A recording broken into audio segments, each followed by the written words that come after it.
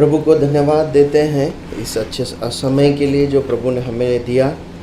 हम थोड़ी देर के मनन के लिए रूत की पुस्तक को निकालेंगे। हमने पिछले दिनों रूत की पुस्तक का अध्ययन किया और परमेश्वर ने हमें कई महत्वपूर्ण बातों को इस पुस्तक से सिखाया। आज हम उसी अध्याय में आगे आएंगे, उसी पुस्तक में आगे आएंगे और प्रभु चाहे तो आज हम इस पुस्तक को समाप्त करेंगे। लगभग चार बार मतलब 4 कक्षाओं में हमने रूत की पुस्तक से सीखा और आज 5वीं कक्षा है।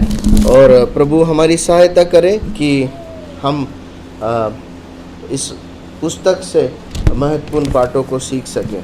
हम निकालेंगे रूत की पुस्तक, उसका 3रा अध्याय और 10 आयत से 4 अध्याय की अंतिम आयत तक पढ़ लेंगे।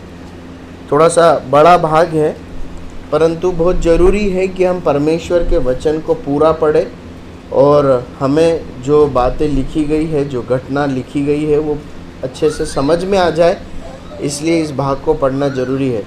मैं आपसे निवेदन करना चाहता हूँ कि जब कोई भी इस भाग को पढ़ रहे हैं तो आप सब भी साथ साथ में पढ़ते जाएं और समझें कि इसमें क्या हो रहा है, और ताकि जब हम समझेंगे तो परमेश्वर का वचन सीधे हमसे बात करेगा। 10वीं आयत से 3रा अध्याय 10वीं आयत से जोर से पढ़ने में मदद करें।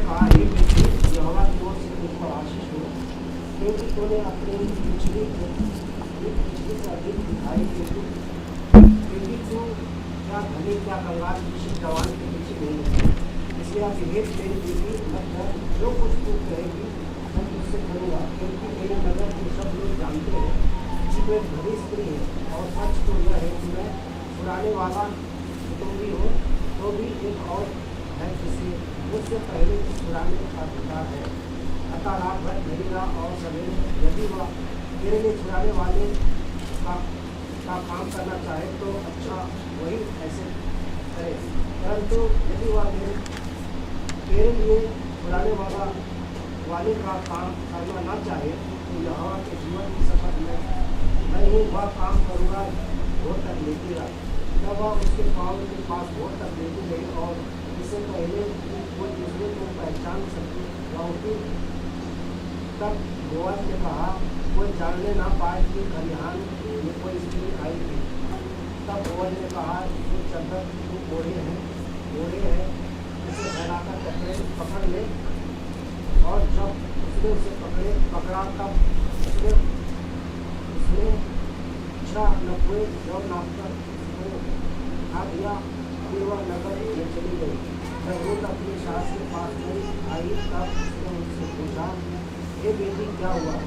तब जो कुछ उसने उससे किया था वह सब उसे सुना। फिर उसने कहा, यह 6 नब्बे और उसने यह कहकर मुझे दिया है कि अपनी सास के पास छूछे हाथ मत जा। उसने कहा, हे मेरी बेटी, जब तू न जाने की बात का ऐसा फल निकलेगा तब तक चुप बैठेगा, क्योंकि आज उस दोस्त को यह काम बिना निकाय चलना पड़ेगा। तब वह फाटक के पास जाकर बैठ गया और इस छुड़ाने वाले कुटुंब की चर्चा बोअज में थी, वह भी आ गया। तो बोअज ने कहा, हे मित्र, इधर आकर ये बैठ जा। तो वह उधर जाकर बैठ गया। उसने नगर के 10 लोगों को बुलाकर कहा, बैठ जाओ।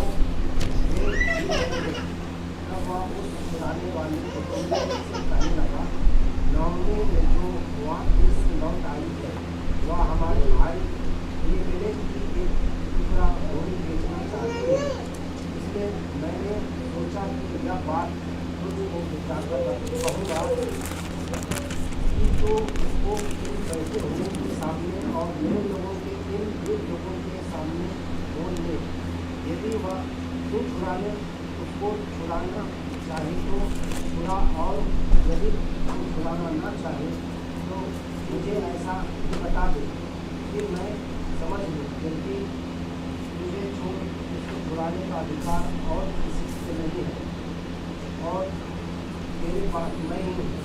उसने कहा, मैं उसे छुड़ाऊँ छुड़ाऊंगा। फिर बोअज ने कहा, जब तू भूमि को नाओमी के हाथ में से मोल ले, तब मुझे उसे रूत मोआबिन के हाथ में से भी जो मरे हुए की स्त्री है वह विचार से मोल लेना पड़ेगा कि मरे हुए का नाम उसके भाग में स्थिर कर दे। उस छुड़ाने वाले कुटुंबी ने कहा, मैं इसको छुड़ा नहीं सकता, ऐसा ना हो कि मेरा निज भाग उलझ जाए, इसलिए मेरा छुड़ाने का अधिकार तू ले दे, क्योंकि मैं उसे छुड़ा नहीं सकता। अगले समय में इस्राएल में छुड़ाने और बदलने के विषय में सब पक्का करने के लिए यह व्यवहार था कि मनुष्य अपनी ड्यूटी उतार के दूसरे को देता था। इस्राएल में गवाही इसी रीति से होती थी। इसलिए उस छुड़ाने वाले कुटुंबियों ने बोअज से यह कहकर कि तू मोल ले अपनी ड्यूटी उतारी। तब बोअज ने वृद्ध लोगों और सब लोगों से कहा, तुम आज इस बात के साक्षी हो कि जो कुछ एलीमेलेक का और जो कुछ किलियन और महलोन का था वह सब मैं नाओमी के हाथ में मोल लेता हूँ।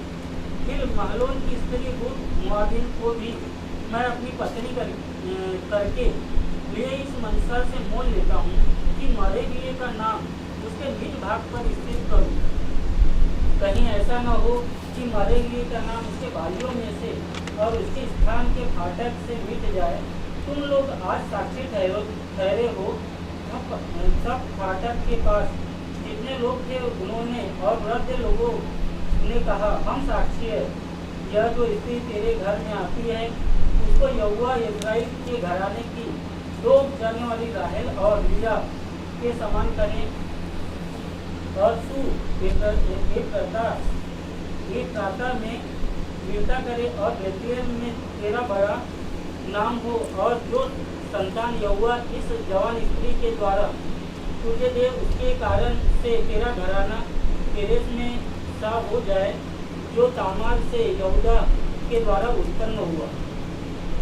तब बोअज ने उसको ब्याह लिया और वह उसकी पत्नी हो गई।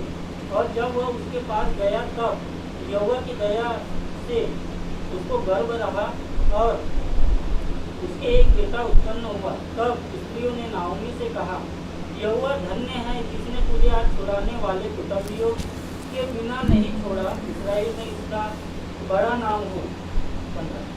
और यह तेरे जी में जी ले आने वाला और तेरा बुढ़ापे में पालने वाला हो, क्योंकि तेरी बहू जो तुझसे प्रेम रखती और 7 बेटों से भी तेरे लिए श्रेष्ठ है, उसी का यह बेटा है।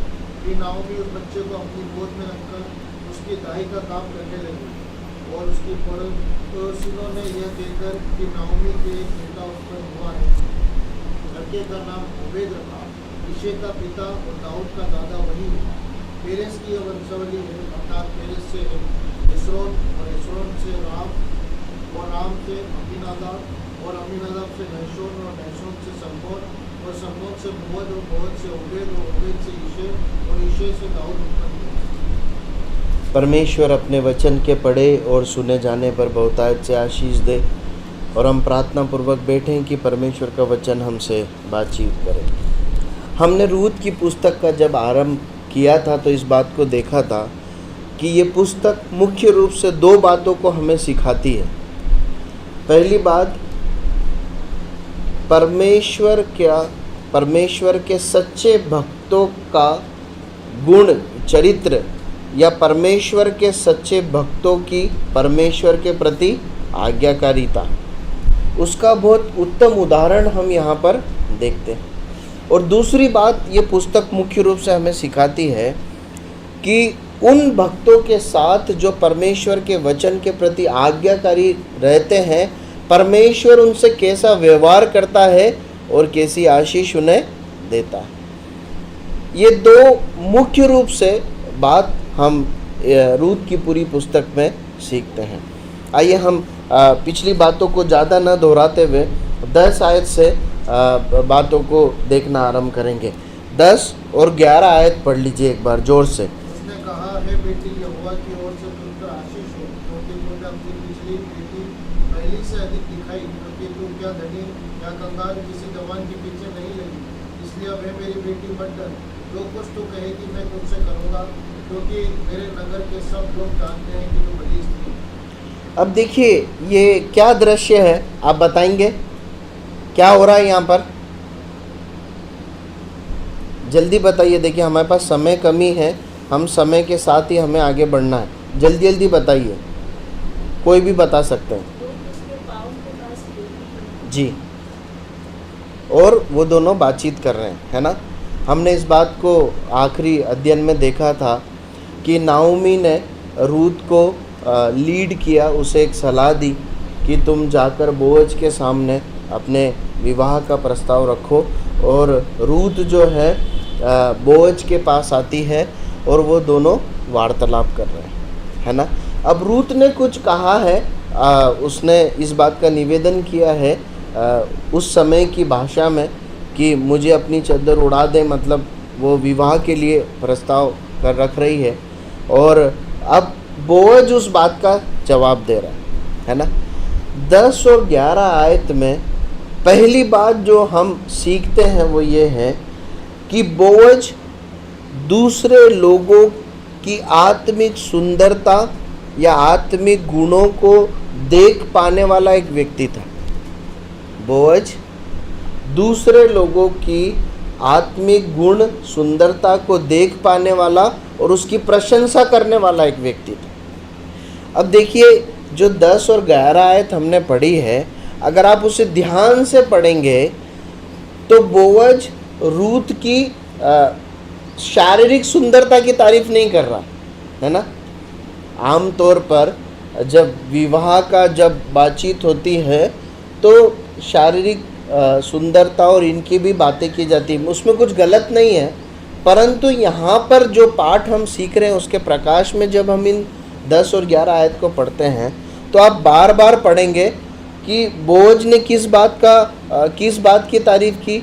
रूत के निर्णय की तारीफ की, रूत के जीवन की तारीफ की, रूत की भलाई की तारीफ की, रूत की चरित्र की, रूत की गवाही की तारीफ की। बोअज दूसरे लोगों में आत्मिक सुंदरता, आत्मिक गुण को देख पाने वाला एक व्यक्ति था। प्रियो, ये बहुत महत्वपूर्ण है कि हम अपने जीवन साथी को चुनते समय उसके अंदर की आत्मिक सुंदरता, आत्मिक गुणों को, आत्मिक चरित्र को देखें और देख पाने में सक्षम हो। पता है क्यों जरूरी है? ध्यान दीजिएगा, क्यों जरूरी है? क्योंकि सांसारिक सुंदरता के आधार पर विवाह तो हो सकता है, परंतु वैवाहिक जीवन आत्मिक सुंदरता और आत्मिक गुणों के आधार पर जिया जाता है। आप समझ रहे हैं? सांसारिक या शारीरिक सुंदरता के आधार पर विवाह हो तो सकता है, परंतु यदि एक सफल वैवाहिक जीवन जीना है तो शारीरिक सुंदरता से बढ़कर आत्मिक सुंदरता, आत्मिक गुण होना बहुत जरूरी है। अगर आत्मिक गुण और आत्मिक सुंदरता होगी तो वैवाहिक जीवन कैसा होगा? सफल होगा। यदि शारीरिक गुण है, शारीरिक सुंदरता है, शारीरिक बातों को महत्व दिया गया है तो विवाह तो संपन्न हो जाएगा, परंतु उसे आगे चलना, सफलतापूर्वक चलना, परमेश्वर के उद्देश्य को अपने जीवन में पूरा करना बहुत ही कठिन या असंभव हो जाएगा। देखिए इसमें एक बात सामान्य रूप से भी हम सीखते हैं, है ना। ये केवल विवाह में जाने वाले विवाहित लोगों के लिए ही नहीं है, परंतु एक सामान्य रूप से भी एक बात हम सीखते हैं कि हमें एक विश्वासी के तौर पर, एक विश्वासी भाई बहन होने के तौर पर एक दूसरे के आत्मिक मूल्यों को, आत्मिक कीमत को पहचानना है, उसे प्रशंसा करना है और उसे सुरक्षा देना है। देखिए एक आयत पढ़िए, फिलेमोन की पत्री 1 अध्याय 11 और 12 आयत। जल्दी पढ़िए, फिलेमोन की पत्री 1 अध्याय 11-12 आयत। जल्दी पढ़िए। वह तो पहले तेरे कुछ काम का न था, अब तेरे और मेरे दोनों के काम का है। उसी को आज वो मेरे हृदय का टुकड़ा है, मैंने उसे तेरे पास लौटा दिया। किसके बारे में बात हो रही है? ये कौन व्यक्ति है जो लिख रहा है? पौलुस लिख रहा है।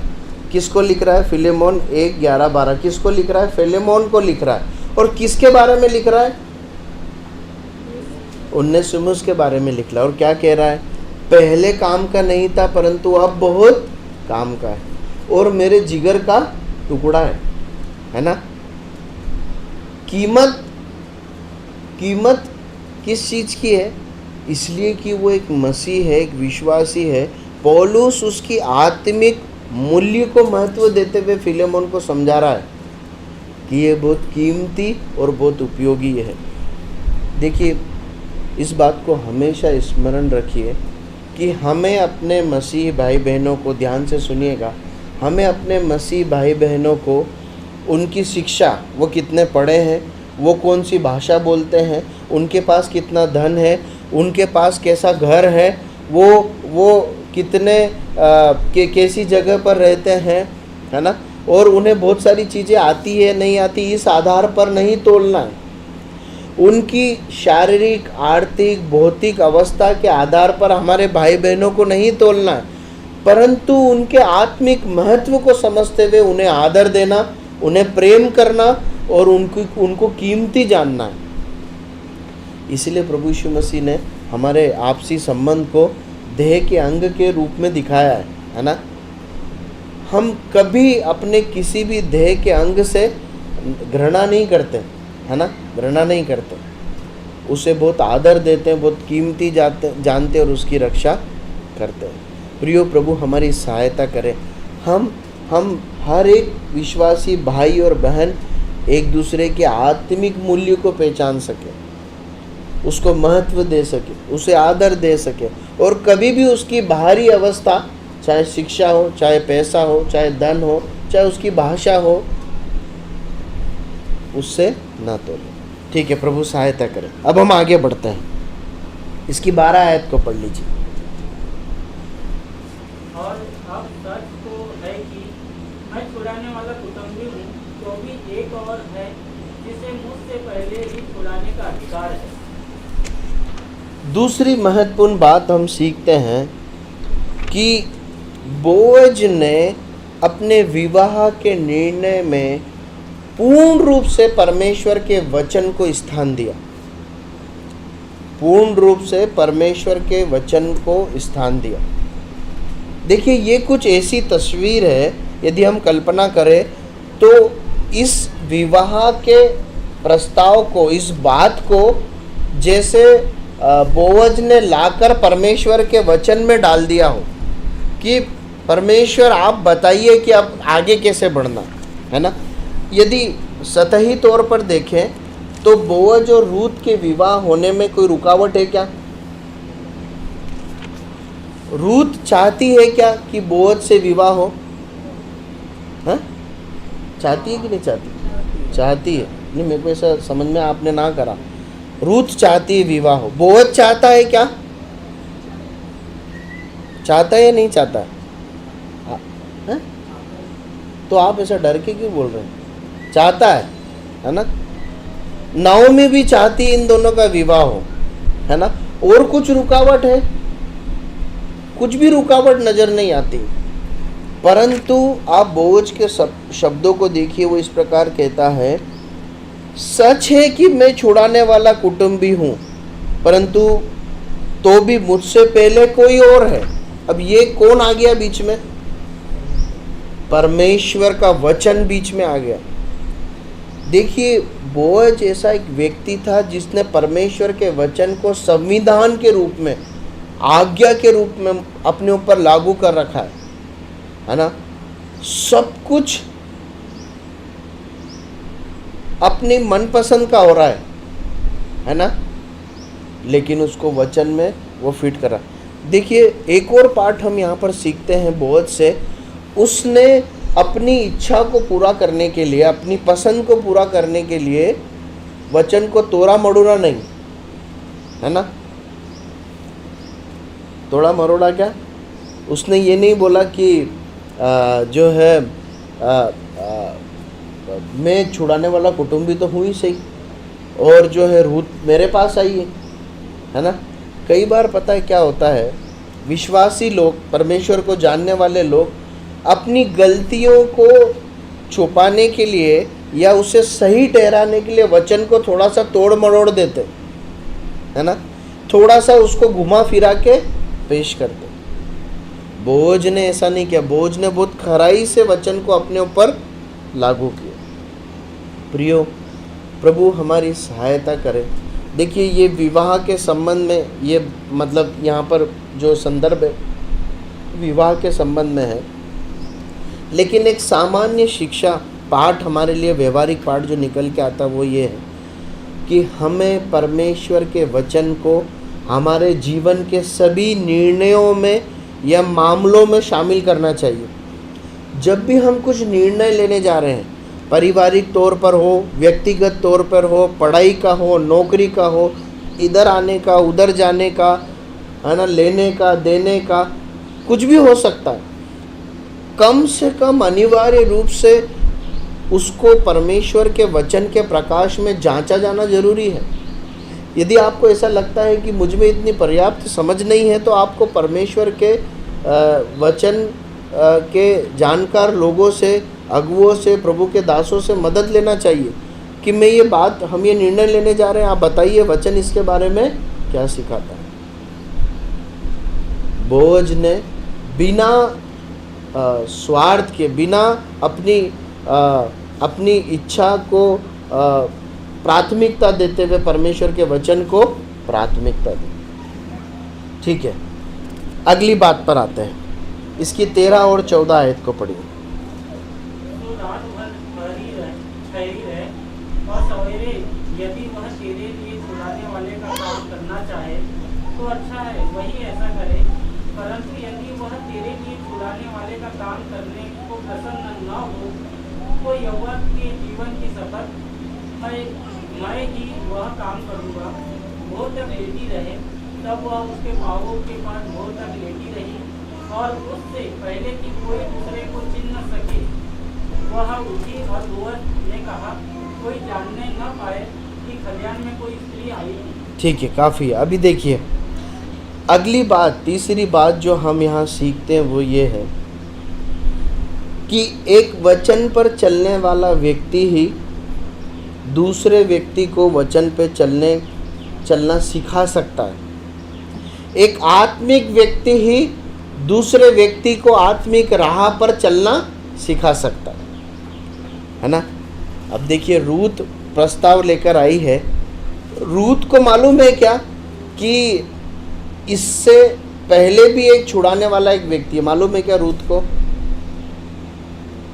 नहीं मालूम। जो हमारे पास प्रकाश है उससे समझ में आता है, नहीं मालूम, ऐसा ही समझ में आता है। ठीक है, ऐसा ही है, मैं ऐसा नहीं बोलूँगा, हमारी सीमाएं हैं, परंतु इस वार्तालाप से ऐसा समझ में आता है। ठीक है, रूत एक प्रस्ताव लेकर आई है, उसमें कुछ समस्या नहीं है, परंतु बोअज परमेश्वर के वचन के आधार पर उसको करेक्ट कर रहा है कि तू सच तो बोल रही है कि मैं छुड़ाने वाला हूँ, पर मेरे से पहले एक व्यक्ति है ना।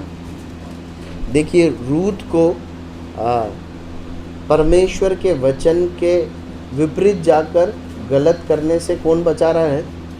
बोअज बचा रहा है। देखिए बोअज ने रूत की नासमझी का, नादानी का फायदा नहीं उठाया, है ना। उसने वो ये विवाह में आगे बढ़कर ये भी कह सकता था कि ये तो रूत आई थी मेरे पास, है ना, विवाह का प्रस्ताव लेकर, इसकी पहल थी।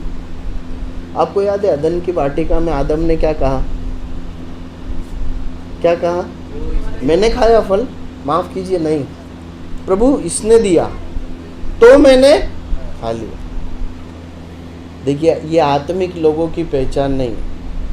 आत्मिक लोग, परमेश्वर के वचन पर चलने वाले लोग सही को लीड करते हैं, सही में नेतृत्व करते हैं। वो दूसरों की नादानी या दूसरों की गिरावटों का फ़ायदा उठाकर अपने उद्देश्य को पूरा नहीं करते, ये अपने स्वयं के गिर जाने का बहाना दूसरों को नहीं ठहराते, कारण दूसरों को नहीं ठहराते। देखिए, एक बहुत महत्वपूर्ण पाठ हम सीखते हैं। यदि हमारा जीवन साथी आत्मिक है तो हम आत्मिक जीवन जीने में सफलता प्राप्त करेंगे। इसी को सामान्य रूप से अगर लागू करें, यदि हमारी सहभागिता आत्मिक लोगों से, यदि हमारे भाई बहन, हमारे दोस्त मित्र, हम जिनसे मिलते जुलते हैं, जिनके साथ समय बिताते हैं, भोजन करते, जिनसे आना जाना करते हैं, मिलते हैं, यदि वो परमेश्वर पर चलने वाले आत्मिक लोग हैं तो पता है वो क्या करेंगे, हमें आत्मिक मार्गों में लीड करेंगे, हमें उस ओर बढ़ाएंगे। और यदि ऐसा नहीं है तो परमेश्वर का वचन कहता है कि बुरी संगति अच्छे चरित्र को भी बिगाड़ देती है। बहुत महत्वपूर्ण है हम किन लोगों के साथ उठते बैठते हैं, हमारी घनिष्ठता किन लोगों से है। जैसे लोगों के साथ हम नज़दीकियाँ रखेंगे वैसे ही हम आगे बढ़ेंगे। देखिए, एक और सुंदर बात हम देखते हैं कि जब बोअज इस खराई से इतनी खराई से वचन को, व्यवस्था को अपने ऊपर लागू कर रहा है, तो मुझे एक दृश्य याद आता है कि जो है ये वचन को तोड़ मड़ोड़ कर पेश करने का काम किसका है, मतलब या तोड़ मड़ोड़ कर लागू करने का काम किसका है? शैतान का है ना। उसने उत्पत्ति की पुस्तक में भी वचन को तोड़ मड़ोड़ कर पेश किया। उसने जब प्रभु यीशु मसीह की परीक्षा की तब भी वचन का सहारा लेकर वो कहता है ना, मत्ती रचित सुसमाचार 4 अध्याय, प्रियो बहुत ईमानदार बनिए अपने आप के प्रति। वचन बहुत सरल है, उसको सरलता से लें, है ना। प्रभु अनुग्रह दें। हम आगे बढ़ते हैं। उसके बाद उसकी 4 अध्याय की 1 से 4 आयत को पढ़िए। तब बोअज फाटक के पास जाकर बैठ गया और जिस छुड़ाने वाले कुटुंबियों की चर्चा बोअज ने की थी वह भी आ गया। तब बोअज ने कहा, हे फुलाने इधर आकर यहीं बैठ जा। तो वह उधर जाकर बैठ गया। तब उसने नगर के 10 वृद्ध लोगों को बुलाकर कहा, यहीं बैठ जाओ। वे भी बैठ गए। तब वह उस छुड़ाने वाले कुटुंबियों से बस काफ़ी है। देखिए, समय की कमी है इसलिए मैं आगे पढ़ने के लिए रोक रहा हूँ। आप सभी जानते हैं, सब आकर बैठ गए, है ना। उसके बाद बोअज उस व्यक्ति से जो छुड़ाने वाला प्रथम कुटुंबी बातचीत करता है, ठीक है। अगली बात हम सीखते हैं बोअज से, वो ये है कि बोअज केवल वचन पर चलने का निर्णय लेने वाला एक व्यक्ति नहीं था, परंतु उस निर्णय को पूरा करने के लिए कठिन परिश्रम करने वाला एक व्यक्ति था, है ना। बोअज ने परमेश्वर की व्यवस्था, वचन की केवल बातें नहीं की, केवल उस पर चलने के लिए निर्णय नहीं लिया, परंतु उस पर चलने के लिए परिश्रम भी किया, है ना। रूथ के साथ उसने वचन के संबंध में बातें की कि वचन ऐसा सिखाता है, ऐसा होना चाहिए। अब इस पूरी सभा को किसने कंडक्ट करवाया है? बोअज ने करवाया। अब जरा सोचिए, अगले ही सुबह बोअज अपना सब काम धाम छोड़कर कहाँ गया है? पुरनियों के पास गया है ना। वहाँ लिखा है वृद्धों के पास। लगभग 10 वृद्ध वहाँ पर उपस्थित है। फिर बोअज उस व्यक्ति के पास भी गया है जो प्राथमिक रूप से छुड़ाने वाला है। ये सब लोग इकट्ठे हुए हैं। इस सब को कंडक्ट करना एक कठिन, एक परिश्रम का कार्य है ना, आसान नहीं है। प्रियो, हम इस बात को सीखते हैं कि केवल निर्णय लेना या केवल आत्मिक निर्णय लेना, आत्मिक बातें करना, मैं चलूँगा, मैं ऐसा करूँगा, ऐसा कहना काफ़ी नहीं है, परंतु जो कहा है उस पर उसे अमल करने के लिए परिश्रम लगता है, साधना लगती है ना। इसीलिए पौलुस तीमुथियुस को कहता है कि भक्ति के लिए साधना कर, उसके लिए परिश्रम करना पड़ता है। प्रियो, एक आयत को पढ़िए, मत्ती 13 का 21, जल्दी पढ़िए। मत्ती 13 का 21। और एक भाई बहन निकाले यूहन्ना 13 का 17, मत्ती 13 का 21, यूहन्ना 13 का 17, जल्दी पढ़ें।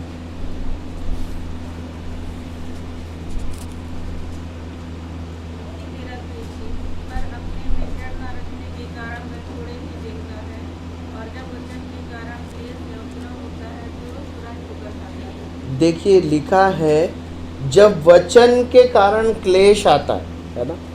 देखिए जब आप वचन पर चलने का निर्णय लेते हैं ना, तब क्लेश नहीं आता है ना। जब चलने लगते हैं तब क्लेश आता है,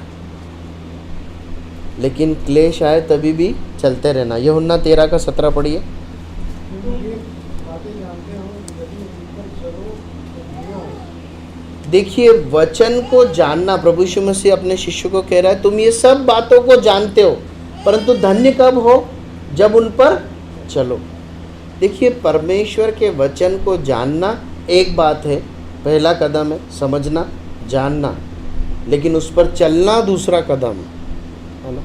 और परमेश्वर कहते हैं कि जो जानते वो नहीं, परंतु जो मानते और चलते हैं वो लोग धन्य और आशीषित।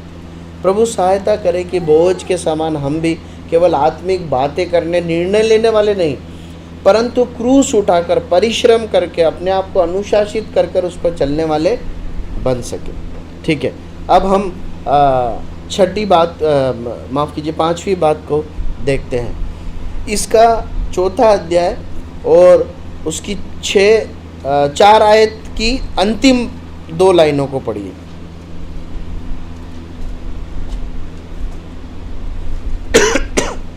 तो मुझे ऐसा ही बता दे कि मैं समझ लूं, क्योंकि तुझे छोड़ इसके छुड़ाने का अधिकार और किसी को नहीं है, और तेरे बाद इसने कहा मैं उसे छुड़ाऊंगा। अब देखिए जब बोझ ने ये प्रस्ताव रखा कि ये भूमि जो है नाओमी बेचना चाहती है और तू जो है उसको छुड़ाने वाला है, तेरे अलावा कोई नहीं है, वो ऐसा भी कहता है ना। बहुत स्पष्टता से जोर देकर कहता है, कुछ छुपाता नहीं, कोई उसमें मिलावट नहीं करता। और फिर वो कहता है तू ही है, पर यदि तू नहीं करेगा तो तेरे बाद मैं हूँ। अब वो छुड़ाने वाला क्या कहता है, क्या कहता है, पढ़ जल्दी बताइए आप। उसने कहा मैं उसे छुड़ाऊंगा, है ना। वो व्यक्ति राजी है, किस बात के लिए राजी है? आप सब हैं मेरे साथ? किस बात के लिए राजी है ये व्यक्ति? भूमि को लेने के लिए। आप सब समझ पा रहे हैं ना, मतलब वचन को कोई ऐसी बात तो नहीं हो रही ना कि हाँ ठीक है, नहीं आप बोलते नहीं है, इसलिए मुझे ऐसा लगता है कि वहाँ पर जब उस व्यक्ति के सामने भूमि को छुड़ाने की बात की गई तो उसने कहा कि मैं उसे छुड़ाऊंगा, मैं तैयार हूँ। अब 6ठी आयत पढ़ी। छुड़ाने वाले कुटुंबियों ने कहा मैं उसको छुड़ा नहीं सकता, ऐसा न हो कि मेरा निज भाग बिगड़ जाए, इसलिए मेरा छुड़ाने का अधिकार तू ले ले, क्योंकि मुझसे वह छुड़ाया नहीं जाता। ठीक है, पहले तैयार था, किस बात के लिए तैयार था? कि जमीन लेना। अभी मना कर रहा है, किस बात के लिए मना कर रहा है? रूथ से शादी के लिए मना कर रहा है ना। तो बेसिकली करना क्या था उसे? व्यवस्था के अनुसार वो व्यक्ति न केवल जमीन छुड़ाने के लिए अधिकार रखता था, परंतु उसकी एक जिम्मेदारी भी थी कि उसे अपने भाई एलीमेलेक के लिए उस स्त्री रूथ से एक संतान उत्पन्न करना है ना। ये व्यवस्था थी, नियम था। हमने उस बात को देखा था व्यवस्था की पुस्तक में, हमने माफ़ कीजिए व्यवस्था विवरण की पुस्तक में 25वें अध्याय 8 से 10 आयत में देखा था, अभी हम पढ़ेंगे नहीं, है ना। ये नियम था। इस छुड़ाने वाले प्रथम कुटुंब की जिम्मेदारी थी कि वो रूथ से विवाह करके एक संतान उत्पन्न करे, और ये संतान किसकी कहलाएगी? इस व्यक्ति की नहीं कहलाएगी, परंतु एलीमेलेक की कहलाएगी। अब समझ रहे हैं? शायद आपने इस बारे में ज़्यादा पढ़ा ना हो, ऐसा संभव हो सकता है, परंतु व्यवस्था के अनुसार ये नियम था कि वो जो भाई मर गया वो निर्वंश न रह जाए, वंशहीन न रहे, इसलिए उसका निकटतम कुटुंबी उसके लिए संतान उत्पन्न करता था उस समय की व्यवस्था के अनुसार, ताकि उसके वंश भी आगे बढ़ सके। आप समझ रहे हैं? तो ये संतान इसकी नहीं कहलाई। अब देखिए, एक तरफ उसको अधिकार है ना, और एक तरफ जिम्मेदारी है। अब इस व्यक्ति को आप देखिए, ये छुड़ाने वाला जो प्रथम कुटुंबी है, ये बहुत गंभीर बात हमें सिखाता है कि ये लाभ तो लेने को तैयार है, जो अधिकार परमेश्वर के वचन के आधार पर जो इसे लाभ मिल सकता है, मज़ा मिल सकता है, जो इसको महिमा देगा, वो तो लेने को तैयार है कि ज़मीन आ जाएगी, परंतु जो जिम्मेदारी है वो उठाने को तैयार नहीं। देखिए, यहाँ पर एक गंभीर पाठ को हम सीखते हैं जो हमारे मसीह जीवन पर लागू होता है। कई बार लोग प्रभु यीशु मसीह से आशीष तो पाना चाहते हैं, है ना, उनसे अच्छी नौकरी, भोजन, कलीसिया और कलीसिया से भी बहुत सारी चीज़ें पाना चाहते हैं। कलीसिया के लोग हमारे साथ ऐसा करें, वो करें, हमारे इनका ध्यान रखें, हमारे उन चीज़ों का ध्यान रखें, ये सब पाना चाहते हैं। पर जब परमेश्वर का वचन जिम्मेदारी देता है, जब कलीसिया उनके ऊपर कुछ जिम्मेदारी उनसे अपेक्षित करती है, तो वो बहुत जो जिम्मेदारी को उठाने के लिए तैयार नहीं होते। मज़ा चाहिए वचन से जो मिल रहा है ना, फ़ायदे चाहिए प्रभु यीशु मसीह के पीछे आने के लिए, कलीसिया में आने के फ़ायदे भी चाहिए, लेकिन कलीसिया के लिए काम नहीं करेंगे, कलीसिया के लिए परिश्रम नहीं करेंगे, कलीसिया के लिए कष्ट नहीं उठाएंगे। आशीषें दे दो, सुविधाएं दे दो, परंतु परिश्रम नहीं चाहिए, जिम्मेदारी नहीं चाहिए। प्रियो, प्रभु सहायता करे कि हम इस बात को सीख सके। परमेश्वर का वचन इस प्रकार सिखाता है, जो जुआ अपने ऊपर नहीं रखता वो मेरा चेला नहीं हो सकता, प्रभु यीशु मसीह ने कहा, है ना। एक सच्चे शिष्य की पहचान क्या है मालूम है? वो प्रभु यीशु मसीह के पास केवल मज़ा लेने, आनंद लेने, पाने के लिए नहीं आता है ना, अपनी ज़रूरतों को, परंतु वो प्रभु यीशु मसीह के द्वारा दी गई जिम्मेदारियों को अपने कंधे पर लेने के लिए आता है और उस पर चलता है। एक नकारात्मक उदाहरण इस छुड़ाने वाले कुटुंबी के रूप में हम देखते हैं, जिसको वचन से लाभ तो चाहिए, व्यवस्था नियम से जो लाभ मिलता है वो चाहिए, परंतु जिम्मेदारी उठाने को तैयार नहीं। हमें ऐसा नहीं बनना। इसके विपरीत बोअज को हम देखते हैं। बोअज उस लाभ को भी लेने के लिए तैयार है और समान रूप से उस जिम्मेदारी को भी लेने के लिए तैयार है। प्रभु सहायता करे। आगे बढ़ते हैं। 7 और 8 आयत पढ़िए। अगले समय में इजराइल में छुड़ाने और बदलने के विषय में सब पक्का करने के लिए यह व्यवहार था कि मनुष्य अपनी ड्यूटी उतार के दूसरे को देता था। इजराइल में गवाही इसी रीति होती थी। इसलिए उस छुड़ाने वाले कुटुंबियों ने बोअज से यह कहता है कि तू उसे मोल ले, अपनी ड्यूटी उतार। ठीक है, और आगे? तब बोअज ने वृद्ध लोगों और सब लोगों से कहा, तुम आज इस बात बस काफ़ी है। अब अगली महत्वपूर्ण बात हम सीखते हैं। बोअज स्वयं वचन पर चलने में खरा था, है ना, परंतु बोअज से हम एक बात सीखते हैं कि जो लोग वचन पर चलने में असफल हो जाते हैं या जो गिर जाते हैं, उनको लज्जित करने वाला एक व्यक्ति नहीं है ना। बोअज को हम दूसरों को लज्जित करने वाला, उनकी असफलताओं पर, उनके नाकामियों पर नीचा दिखाने वाला एक व्यक्ति के रूप में नहीं देखते हैं।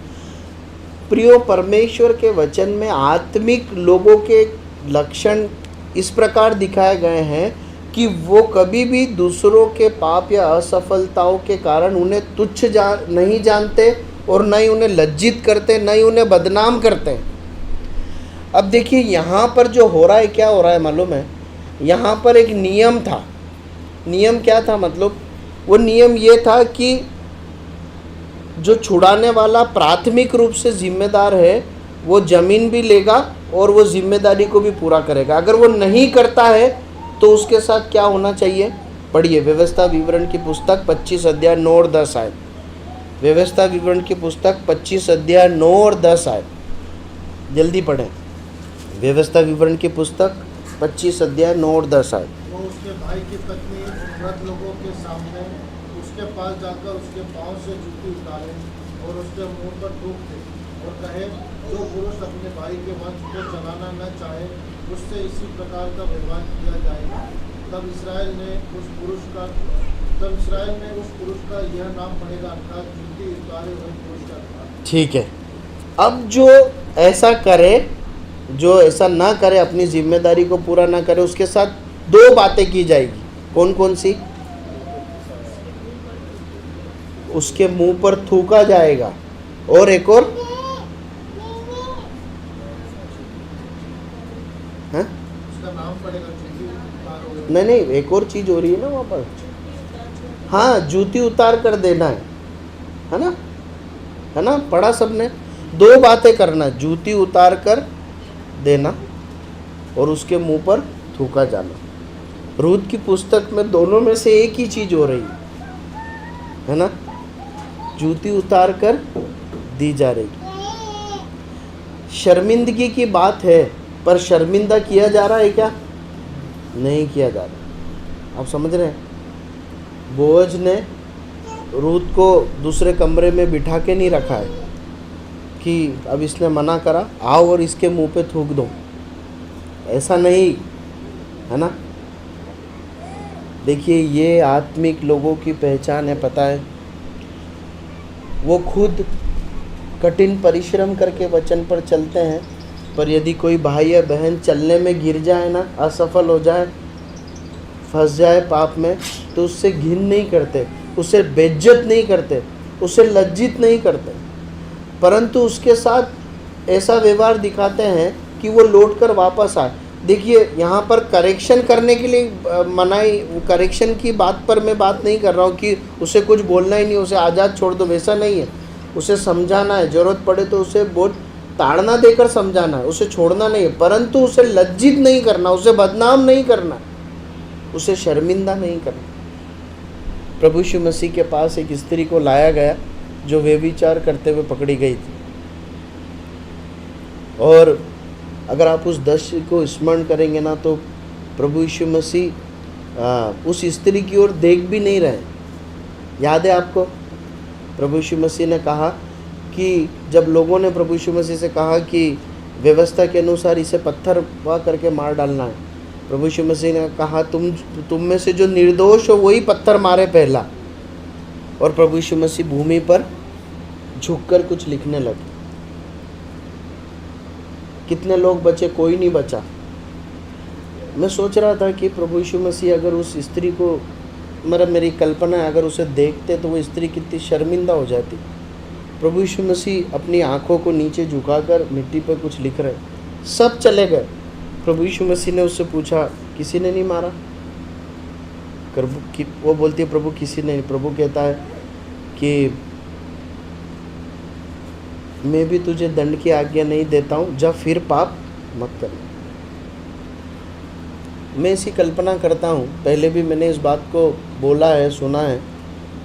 अनेक लोग पत्थर लेकर आए थे, सब पत्थर छोड़कर वहाँ चले गए, पत्थरों का ढेर होगा। प्रभु यीशु मसीह इतने पवित्र है कि सारे पत्थरों का ढेर हाथ में लेकर उस स्त्री पर मार सकते थे, इतनी अथॉरिटी थी उनको। लेकिन प्रभु यीशु मसीह क्या कहते हैं? मैं भी तुझे दंड की आज्ञा नहीं देता हूँ, जा तू फिर पाप मत कर। यह है आत्मिक प्रत्युत्तर, यह है आत्मिक प्रत्युत्तर। प्रियो, कभी अपने भाई बहनों की निर्बलताओं को हंसी मजाक का कारण कभी मत बनाइए। प्रार्थना कीजिए कि वो उसमें से निकल सके और विजयी हो सके, और खुद भी सावधानी से चलिए। आगे बढ़ते हैं, जल्दी से समाप्त करेंगे। 15वीं आयत पढ़ी।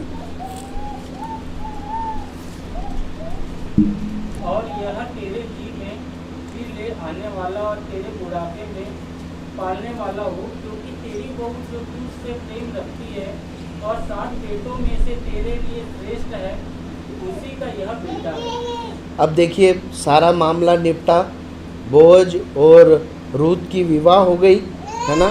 विवाह के बाद एक बच्चा भी पैदा हो गया। कितना समय बीत गया है? लगभग अंदाजे से 1 साल, है ना। ऐसा अपन अंदाज़ा लगा सकते हैं। 9 महीने में एक बच्चे का जन्म होता है, अपन मोटा मोटा 1 साल पकड़ लें। 1 साल हो गया। 1 साल के बाद उसको बेटा हुआ है। और जो दूसरी बहनें हैं वो नाओमी को रूत के बारे में कुछ कह रही। क्या कह रही है कि ये जो रूत है ना, 7 बेटों से भी तेरे लिए श्रेष्ठ है ना।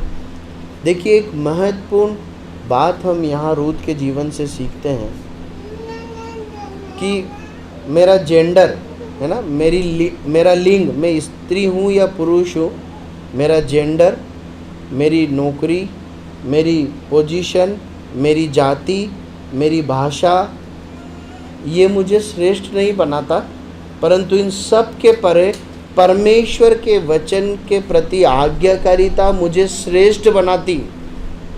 आप समझ रहे हैं? एक मसीह होकर आप परमेश्वर की दृष्टि में या आत्मिक समूह में तब श्रेष्ठ है जब आप परमेश्वर के प्रति आज्ञाकारी होकर वचन के अनुसार जीवन जीते हैं।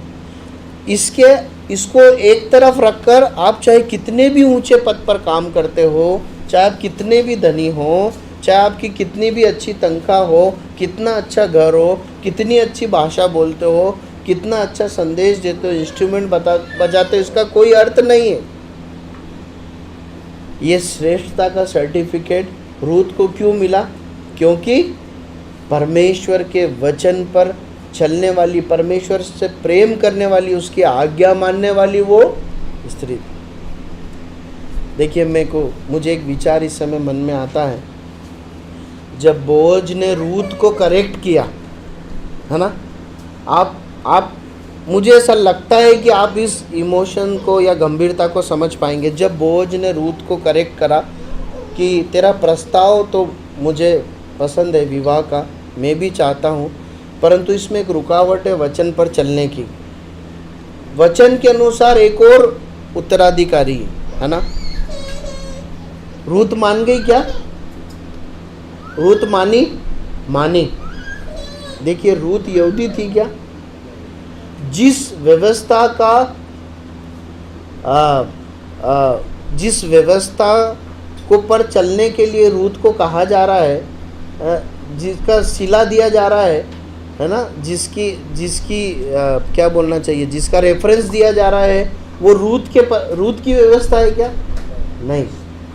रूत ऐसा बोल सकती थी, अरे आप इन सब मामले में क्यों पढ़ते हो, मैं तो मोआबीन हूँ, मेरे ऊपर ये लागू नहीं होता है। परंतु रूत अपने जीवन में इस बात को बोल चुकी थी नामूसी कि तेरा परमेश्वर मेरा परमेश्वर है। उसने शब्द से नहीं कहा, उसके परमेश्वर की प्रभुता को और इस्राएल के परमेश्वर की व्यवस्था को भी अपने ऊपर अपना ली।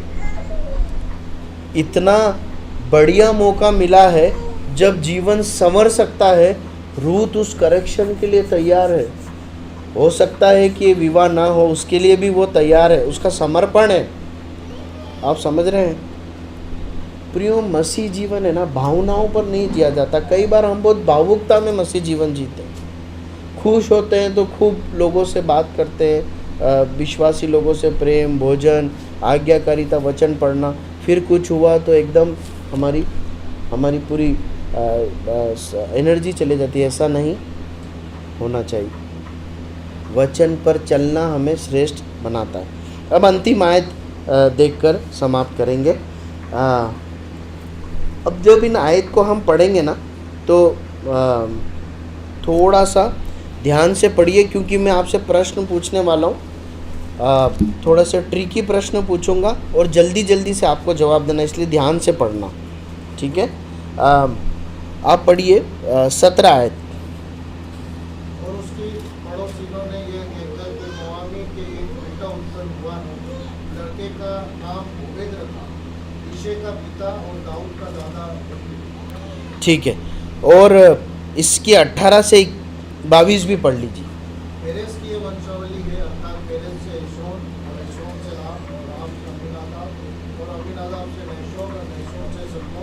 तो सलमोन से बोअज और बोअज से ओबेद और ओबेद से ईशे और ईशे से दाऊद उत्पन्न हुआ। ठीक है, अब सबने ध्यान से पढ़ा। अब मैं कुछ प्रश्न आपसे पूछ रहा हूँ, आप जल्दी से उसके जवाब दीजिए, ठीक है।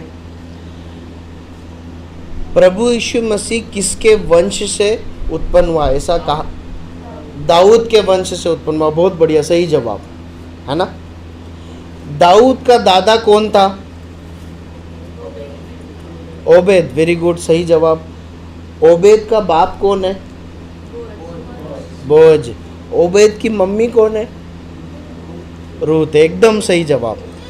अब एक और कठिन सवाल है कि उस छुड़ाने वाले व्यक्ति का नाम क्या है?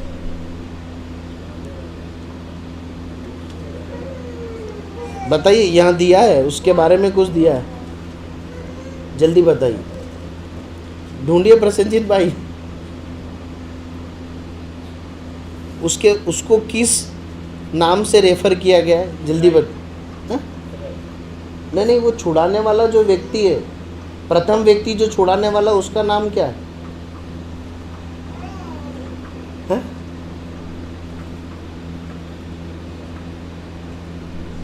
आखिरी 15 सेकंड। आपका जो जवाब है कम से कम वो जरूर दीजिए, या कहीं आपने पढ़ा हो तो। नहीं, प्रथम छुड़ाने वाले का नाम बोअज तो दूसरा था, सबसे पहले जिसे अथॉरिटी थी, जिसने मना कर दिया।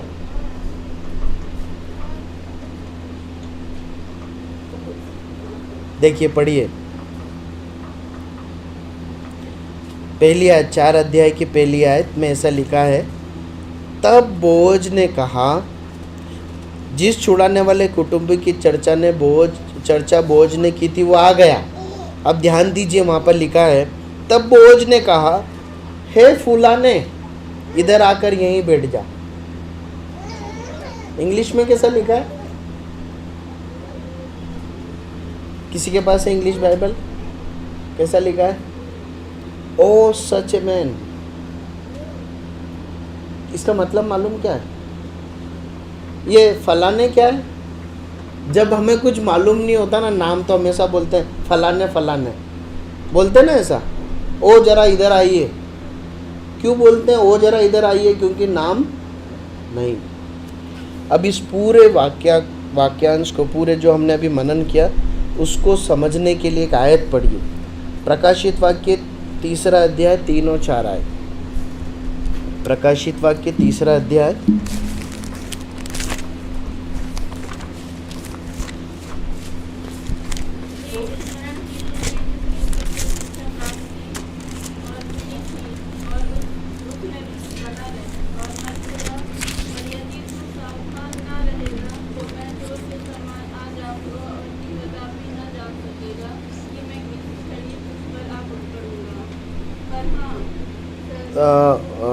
1 मिनट माफ़ कीजिए।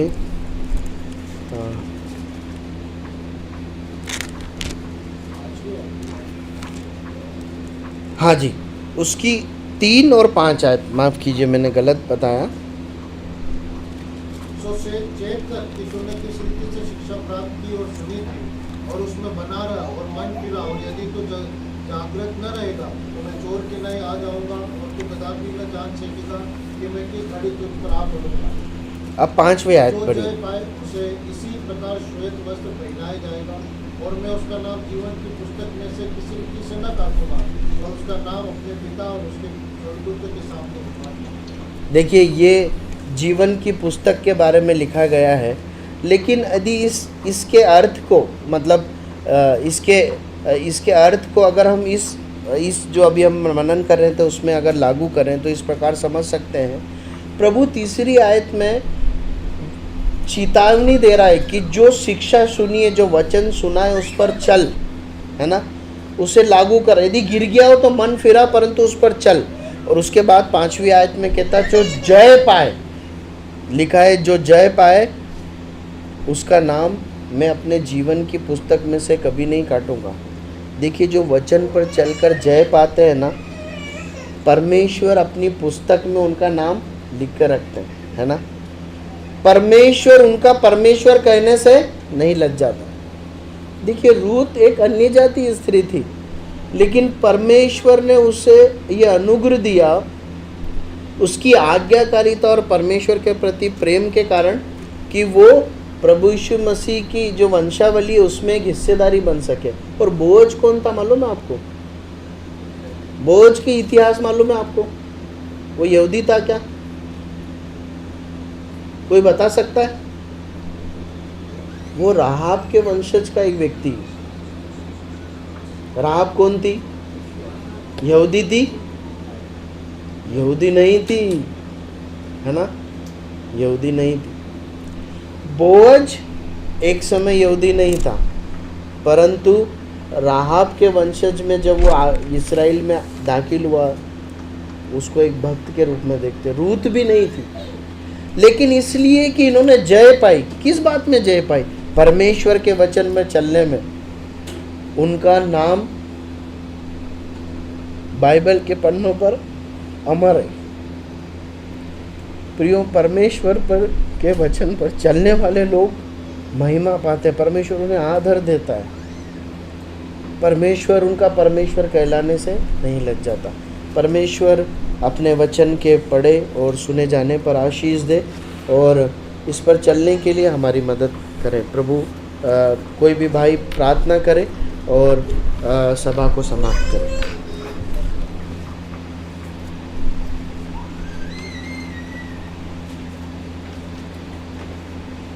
प्रभु आपको धन्यवाद करते हैं प्रभु, आपने आपकी दास के द्वारा हमसे बातें करी है प्रभु, इसके लिए धन्यवाद करते हैं। आपकी दास को धन्यवाद करते हैं प्रभु, कि मुझे आपके वचन के लिए परिश्रम करी है प्रभु, और हमारे सामने बातें हैं प्रभु,